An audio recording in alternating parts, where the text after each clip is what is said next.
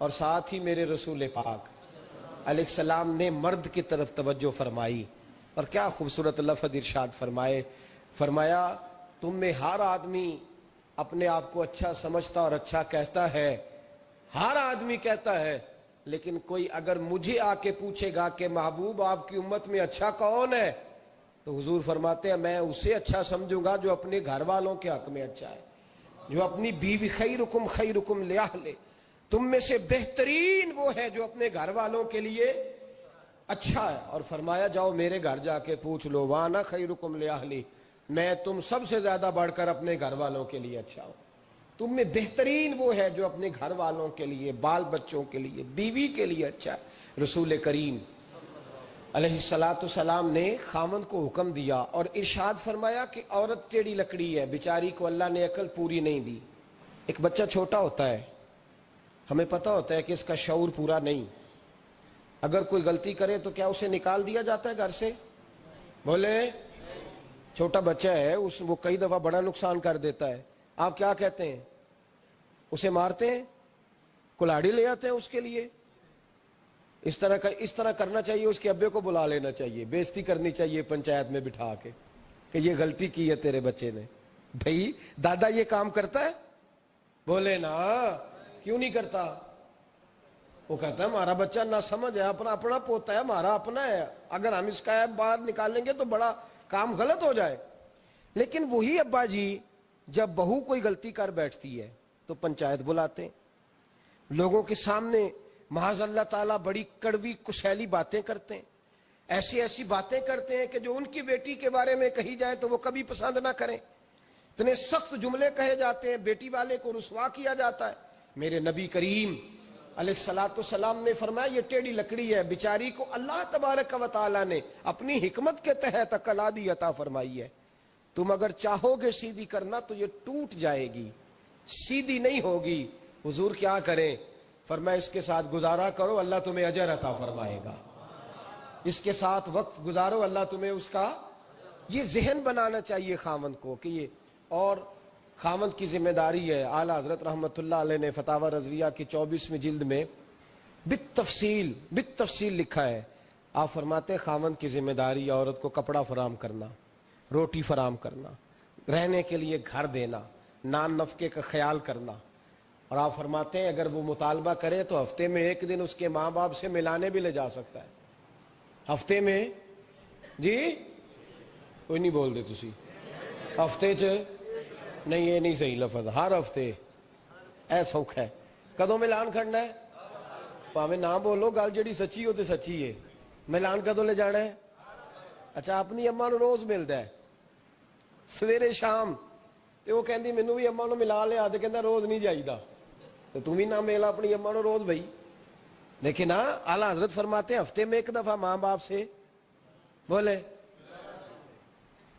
بیٹی کا پیار ماں باپ سے زیادہ ہوتا ہے کہ بیٹے کا؟ لو تو سارے انہوں پتا ہے، یعنی تسی گھٹ کر دے ہو نا، تاں بیٹی دا نام لیا جے، صحیح بات کر رہا ہوں؟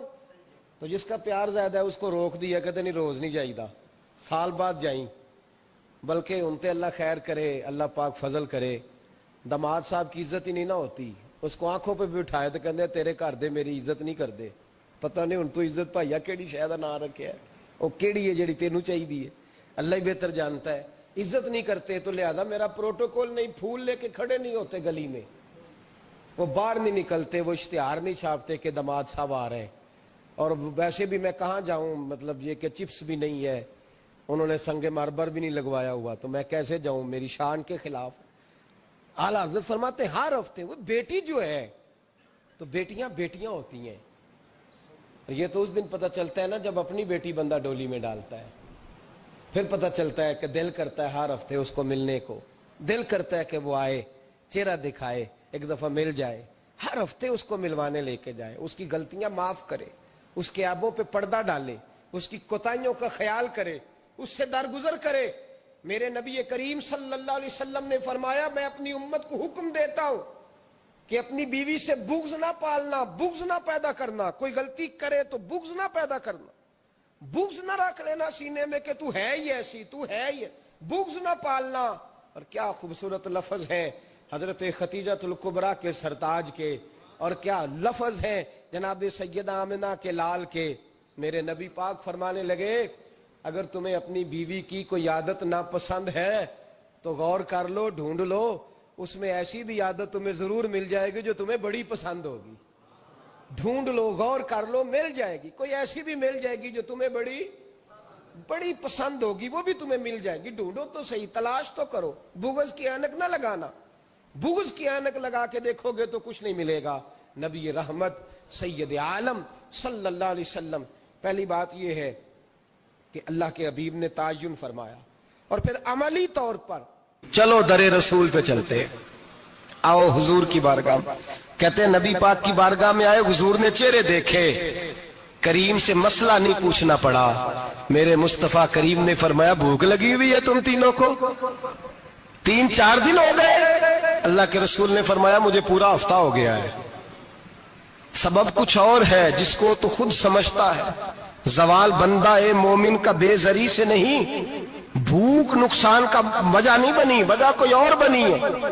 رشوتیں کہ جو بازار گرم ہوئے ہیں لوٹ مار کے, یہ روٹی کے لیے نہیں, یہ زیادہ کھانے کے لیے, یہ بینک بیلنس کے لیے گرم ہے.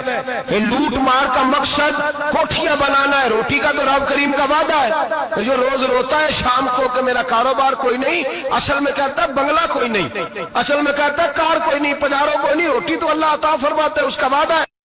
فرمایا حضور نے 3 دن بیت گئے, چلو. میرا بے تکلف صحابی ابو الحسن انصاری, وہ بڑے نصیب والے ہوتے ہیں جن کو میرے نبی پاک خود کہتے تھے کہ تیری فلانی ذمہ داری ہے. اس زمانے کا تو کسی کو کہہ دیا جائے یہ تیری ذمہ داری ہے تو کہتا ہے یہ تو پھٹیکے ڈالنے لگ گیا ہے, یہاں سے تو چھٹی کر جانی چاہیے. خوش ہوتے تھے صحابہ کہ ہماری ذمہ داری لگی. کہتے ہیں حضرت ابو الحسن انصاری کے گھر گئے, نبی پاک نے فرمایا بھوک بڑی لگی ہے, کھانا لا. کہتے ہیں حضور نے اسے کہا تو اس آدمی کو تو وجد ہی ہو گیا. اس نے کہا میرے اتنے نصیب کہ حضور کا یہ کھانا کھلا. آؤ دیکھو دنیا والوں, آج جو سب سے زیادہ عزت والا ہے وہ میرا مہمان بنا ہوا ہے. فرماتے ہیں وہ دوڑے گئے, بکری اٹھائی, ذبح کی, بیوی کو کہنے لگے روٹی تیار کر. ادھر کھجوریں توڑی, انگور توڑے, کہنے لگے حضور آپ جب تک تناول کریں تب تک کھانا پک جاتا. حضرت عمر کہتے ہیں روٹی پک کے آئی, بڑا پیارا گوشت, بڑا اچھا سالن, بڑا خوبصورت خلوص والا کھانا. فرماتے ہیں میں نے بڑا ہی کھایا. نبی پاک نے نہ ایک روٹی لی اور چھوٹی چپاتی, تھوڑا تھوڑا سالن کونوں سے, اور جب نبی پاک نے کھا لیا تو حضور کی آنکھوں میں آنسو آئے. حضرت عمر کہنے لگے حضور روئے کیوں؟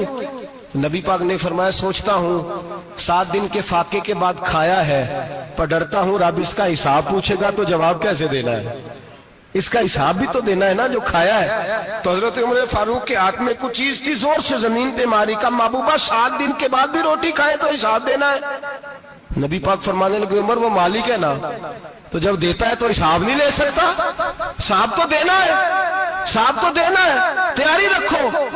صحابہ کرام فرماتے ہم نے ارادہ کیا کہ آج کے بعد ہم پھر فاقے کریں گے, کم کھائیں گے, اس لیے کہ حساب دینا ہے. میرے بھائی وہ فاقہ کشی کرتے تھے, ڈرتے تھے. یہاں تو لوگ کھا کے بیمار ہیں, کھاتے جا رہے ہیں, سوتے جا رہے ہیں, کھاتے جا رہے ہیں, سوتے جا رہے ہیں. یہ بھی وقت آئے گا رمضان شریف کا, سویرے درس پہ آؤ کہتے نیند بڑی آتی ہے, سویرے 2 سپارے پڑھ کے سویا کرو کہتے صاحب نیند بڑی آتی ہے, فجر کے بعد ہی تو وقت ہوتا ہے اللہ اللہ کرنے کا, شہری کا, کھاتے جا رہے ہیں, سوتے. لوگ جماعت سے نماز نہیں پڑھتے, سو جاتے, جماعت کا ثواب چھوڑ کے سو جائیں گے. بھائی رمضان مبارک میں فاقہ کشی کی ٹریننگ ہوتی ہے, فاقہ کشی کی تربیت لے, رمضان میں روکے اپنے آپ کو, تربیت ہوگی.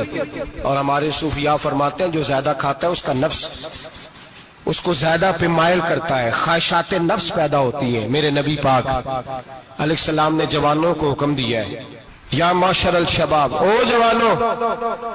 یا رسول اللہ کیا حکم ہے؟ فرمایا یا نکاح کر لو اگر طاقت ہے, نہیں طاقت تو روزے رکھو.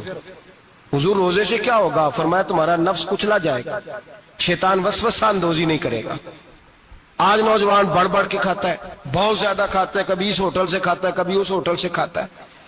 اتنا زیادہ کھائیں گے تو نفسانی قوتیں اچھل کر کے آئیں گے, مشکل ہو جائے گا. شادیاں دیر سے ہوتی ہیں, ماں باپ آنکھیں بند کر کے بیٹھے ہوئے.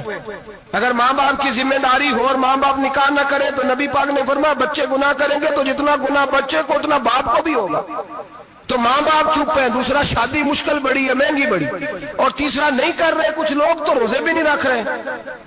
تو رمضان ان کے لیے بھی وقت ہے، نفسانی قوتیں کچلی جائیں گی، کھانا جتنا کم کھایا جائے گا اتنا وجود کے اندر نفسانی خواہشات کم پیدا ہوں. تو رمضان تو پریکٹس ہے مجاہدے کی، دین کی. اور دوسرا میرے حبیب پاک صلی اللہ علیہ وسلم نے فرمایا ہے، حضور فرماتے ہیں کہ رمضان اور قرآن کا آپس میں رشتہ ہے. قرآن پاک کتنا پڑھنا چاہیے روزانہ؟ زیادہ سے اللہ جزا دے، امید ہے آپ زیادہ سے زیادہ ہی پڑھتے ہوں گے. بھائی سنیں، حدیث مبارکہ میں نبی پاک نے فرمایا رمضان اور قرآن دونوں مل کے نا، بڑی پیاری حدیث ہے، فرمایا دونوں مل کے اللہ کی بارگاہ میں میری امت کی سفارش کریں گے. رمضان اور اللہ اکبر. کس طرح؟ نبی پاک فرماتے ہیں رمضان کہے گا اے اللہ دن کے وقت میں نے اسے تیری رضا کے لیے کھانے پینے سے باز رکھا، اور قرآن کہے گا یا اللہ رات کو تیری رضا کے لیے کھڑا ہو کے یہ قرآن سنتا تھا. رمضان اور قرآن دونوں سفارش کریں گے. ہم نا بڑا کچھ پڑھتے ہیں، سنتے ہیں، سیکھتے ہیں. اب یقین کریں یہ کھاتے بھائی کا بھائی سے اختلاف ہو جائے نا تو وہ 30 سال پرانے کھاتے کھول کے لے آتا ہے، ساری رات ڈھونڈتا ہے کہ میرے پیسے کہاں سے نکلتے ہیں، پڑھ لیتا ہے. قرآن پاک کی باری آتی ہے تو نہیں پڑھتے قرآن پاک. ابا جی کا ختم ہوتا ہے تو مانگتے پھرتے ہیں، کہتے ہیں 2 قرآن پاک 10 قرآن پاک. یہ باتیں بتانی نہیں چاہیے، کرنی نہیں چاہیے، لیکن چونکہ تربیت کے لیے بیٹھا ہوں تو کر دیتا ہوں. میرے شاگردوں سے پوچھیں، یہاں مدرسہ ہے الحمدللہ، درجنوں طلباء ہیں، اساتذہ ہیں، میرے پیر بھائی ہیں، اور میرا یہ دعویٰ ہے کہ شاید کوئی کسی سے اتنا پیار کرتا ہو جتنے میرے شاگرد اور مرید مجھ سے کرتے ہیں. لیکن میں نے کبھی کسی سے نہیں کہا کہ ذرا سورت فاتحہ پڑھ کے دینا، میں نے اپنے ابا جی کو ثواب دینا ہے. پوچھنے کسی سے نہیں کبھی کہا، کبھی نہیں میں نے کہا کہ ذرا مجھے تھوڑا سا قرآن پڑھ دیں. میں اس کو ناجائز نہیں کہتا، پڑھوانا چاہیے، لیکن میں اپنے والدین کے لیے کبھی سوال نہیں کرتا کہ مجھے ذرا پڑھ کے دو، میں نے بخشنا ہے. اس لیے کہ میں نے ذاتی طور پہ روٹین بنائی ہے. میں سمجھتا ہوں کہ کائنات کے اندر میرے اوپر جن لوگوں نے احسان کیے ان میں سب سے زیادہ حصہ میرے ماں باپ کا ہے. میں سمجھتا ہوں اس بات، کتنا نالائق ہوں میں کہ میں 1 مہینے میں ایک قرآن پاک بھی پڑھ کے ان کی روح کو احسان نہیں کر سکتا. میرا یہ طریقہ ہے ذاتی، میں قدغن نہیں لگاتا، میرا ذاتی طریقہ یہ الحمد سے شروع کرو اور 2 سورتیں چھوڑ کے قرآن پاک ختم کر دو آخری، اور پھر فلق اور ناس صورتیں ساتھ لے جاؤ. یہاں بیٹھ کے سالے ثواب نہیں کرنا، ختم نہیں دلانا، ساتھ لے جاؤ، قبر پہ کھڑے ہو جاؤ اور فلق اور ناس صورتیں قبر پہ بیٹھ کے تلاوت کرو. اور جو قرآن مجید پڑھا ہے ان کی روح کو وہاں احسان کرو. اور بھائی اولاد جب ماں باپ کے لیے پڑھتی ہے تو اسے کہنا نہیں پڑتا اللہ بخش دے، اس لیے کہ اولاد کی نیکیاں خود بخود ماں باپ کے کھاتے میں جمع ہوتی ہیں، خود نیکیاں جمع ہوتی ہیں.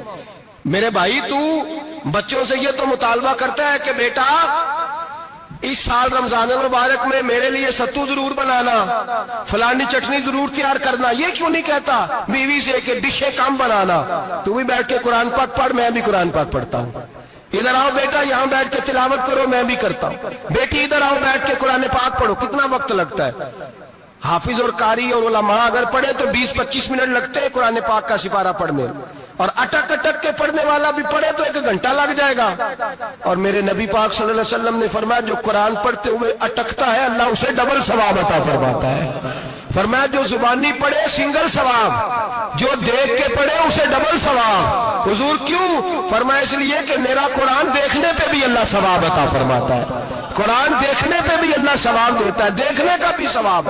رمضان شریف میں قرآن پاک پڑھے، کھول کے پڑھے. اور میرے بھائی اگر تیرا بچہ پڑھے، اگر تیری بیٹی پڑھے، کائنات کا خوش نصیب باپ وہ ہے جس کا بیٹا قرآن پڑھے، چاہے ناظرہ ہی پڑھے، جس کی بیٹی پڑھے. زندگی میں انہیں اس کام پہ لگا جاؤ، مرنے کے بعد بھی پڑھیں گے. امام جلال الدین سیوطی شافعی رحمت اللہ علیہ فرماتے حضرت عیسیٰ قبر کے پاس سے گزرے، قبر پہ عذاب ہو رہا تھا، اللہ کا غضب برس رہا تھا.